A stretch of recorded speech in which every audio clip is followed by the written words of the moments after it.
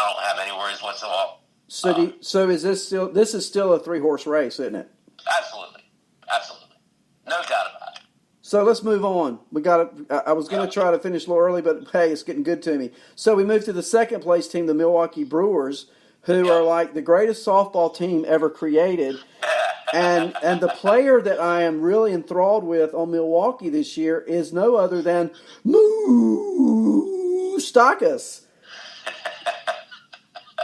That's pretty great, Arnie. Yeah, that's my moose call, folks. In case you're wondering. Yeah, no, he's been great. I mean, I'm shooting myself in the foot for trading him, but I needed the pitching help, and it backfired on me. But I touted him all off season. I really do think that he is really a candidate for 40 homers at the second base position. You just don't have that much. So that's what I was saying on the show. Chappie, tell me another, other than possibly Gleyber Torres and the kid in Minnesota, who's another second baseman who is on track to hit over 40 home runs? I don't know of one. I mean, Moustakas is on track to hit 50. And I just don't see another second baseman in Major League Baseball with that type of power potential this year. I just don't.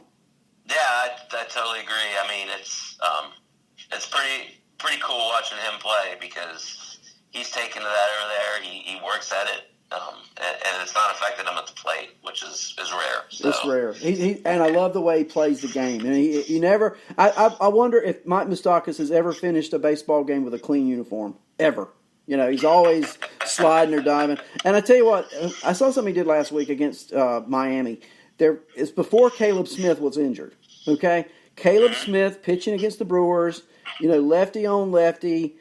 A tough lefty, right? Caleb Smith is no chopped liver. And what did Moustakas do? He hit 2 home runs against Caleb Smith in the same game. That impressed me. I'll tell you, he likes hitting them in clusters too, doesn't he?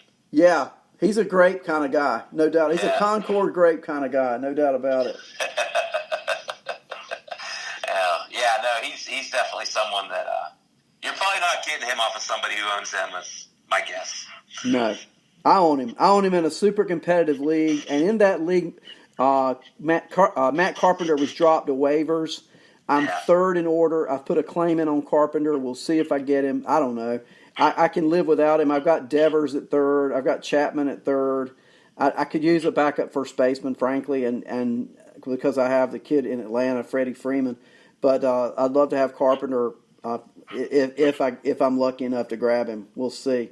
I tell you what I want to do. We're going to close out the show, and here you go. I'm just sort of going to sit back, Chappie, and enjoy your knowledge, your love, your passion for the Little Bears on the north side of Chicago, the Chicago Cubs, and my favorite player, if you'll just give me a little bit of kudos for David Bote. Can you do that for me? Just a little bit for Bote. Yeah, of course. So I'm going to yield. The chair is yours, Chappie. Yeah, no, I mean, it's pretty cool. I mean, I appreciate that, Art.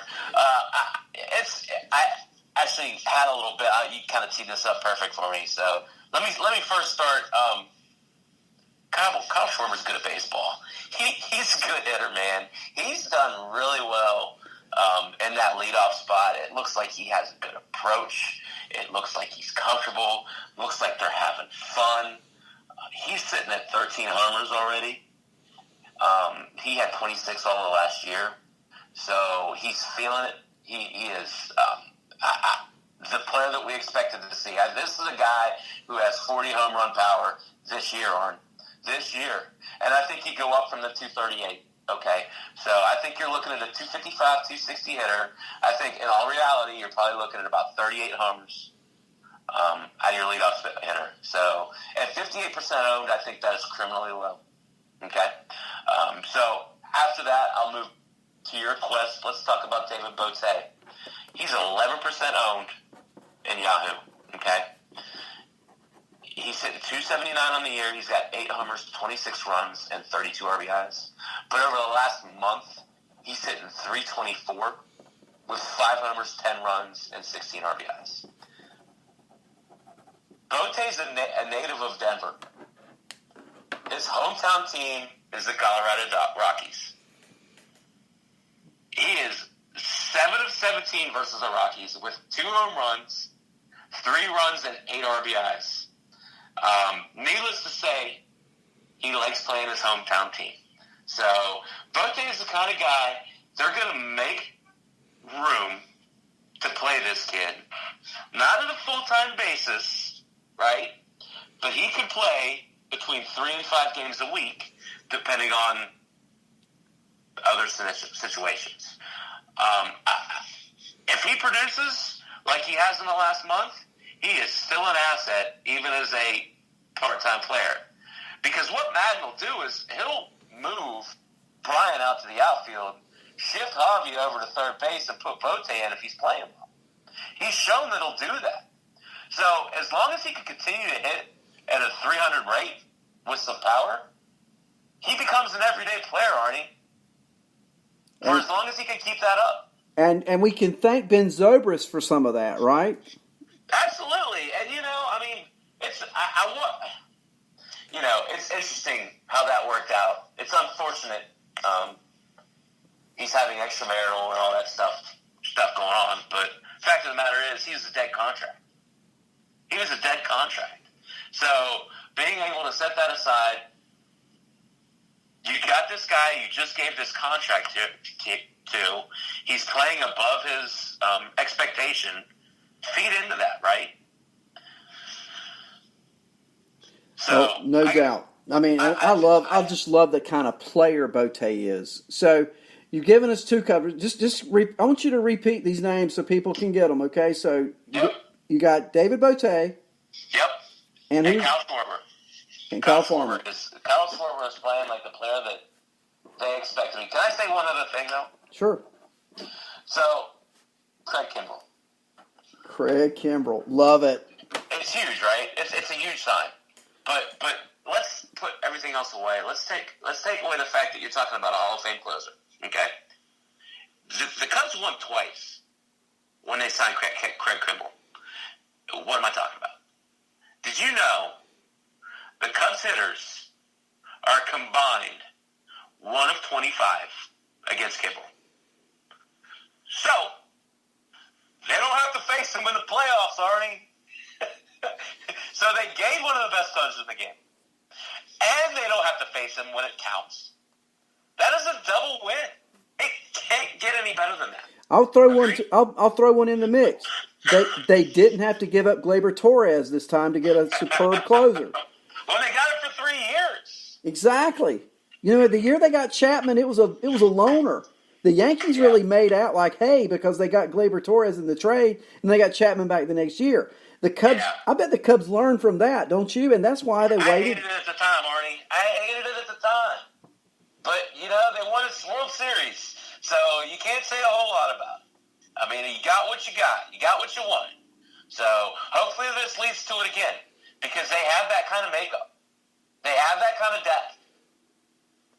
I'd like to see him go out and get another starting pitcher. I'll tell you a guy I'm watching, C.J. Edwards. C.J. Edwards is back to being the C.J. Edwards of last year.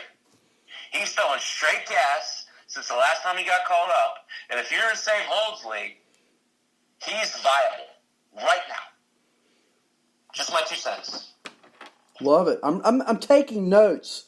You are the Cubs. Okay, and we got a question. Royals 29 Boom wants a date on Kimbrell. He says he picked up Strope in a league where there's no saves available, and I need them. Counting on a week, hoping for 2.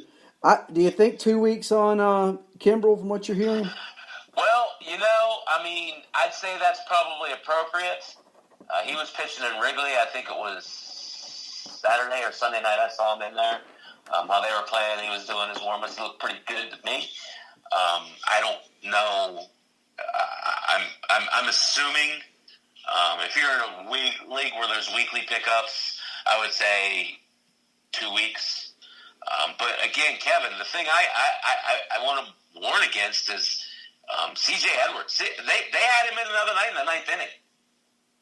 If this kid comes in and continues to play well, you have to worry about it from that end too. So, it's a fine line you're walking, right? But fact of the matter is, Strokes had plenty of opportunity. And then they went out and signed this guy anyway. C.J. Edwards was kind of being groomed as that next guy.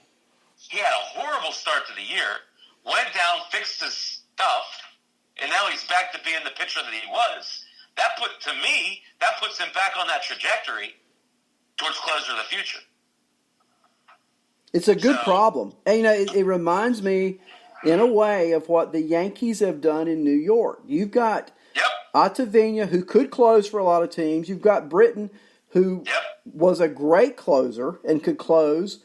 So you've really got two closers setting up Chapman. And now in Chicago, the similar mold has been set with Strop, Edwards setting up for the ninth inning. And, it's a good problem to have. So, and Arnie, you're forgetting someone. Oh, they got a guy on the IL. Let's talk about him. Brandon Morrow's going to pitch this year. There you go. So you're talking about, it's the exact same situation as the Yankees. You got about four guys who have closing experience right there in front of you, going for the last guy. And it's a really good situation. And, I've talked about, we've talked about, you've got World Series rings on a lot of those starting pitchers' fingers. Yeah. And so you got experience there up and down that order. Now you got this bullpen. And I saved the Cubs for last for two reasons. Number one, they're your team. But number two, I think it's their division to win now that they've got Kimbrel. Yeah, at this point it is. It really is. The ball's in the court for the Brewers and for the Cardinals to make a move because they're sitting in the king seat and they just got a dominant closer to boost them. So I don't see and barring a big trade of one of those other two teams, they're definitely in the driver's seat right now, and I'm happy about it, Arnie. You got to love it. And I'll say this before we close. I'll throw you a Brewer trade piece if they could go get a real ace or a real good closer, Keston Hiura. Yeah, and that has to be a really good trade piece. A great trade piece. Because that kid is the real deal. The thing about Hiura is, if you could take him and put him in an AL league, that changes things dramatically. No doubt. You're talking about Edgar Martinez stuff. That's right. He's much better hitter than he is fielder. And I told you, I think, on an earlier show, maybe I did it on the phone, we weren't even on the air. I watched Hiura play a lot last year. He was at High A here in North Carolina last year. Yeah. And I bet you if he played 10 games, 8 of them, he was the DH. Yeah. Is the comp close? Do you see a little Edgar Martinez in him? Definitely. He's a little smaller build, but that can change. But he's got a lot more power than people give him credit for. So, yeah. Hey, Chappie, guess what? Yeah, I know. How about it? Is that not the fastest hour of your life? I love it, man. I always enjoy it. Yeah, always. Guys, thank you so much for being in the chat room. All of you guys, your chat room talk, it helps us go through the show. I hope we've helped you. I love being with you, Chappie, on Tuesday nights. Chappie every Tuesday at 7. We're together at 9. I'll be back with you this week on Thursday morning at 9 o'clock. Okay, so you want to tune in? Chappie, good night. Everybody, enjoy some baseball. And thank you so much, buddy. Thank you, man. Have a good one, guys. Good night, everybody.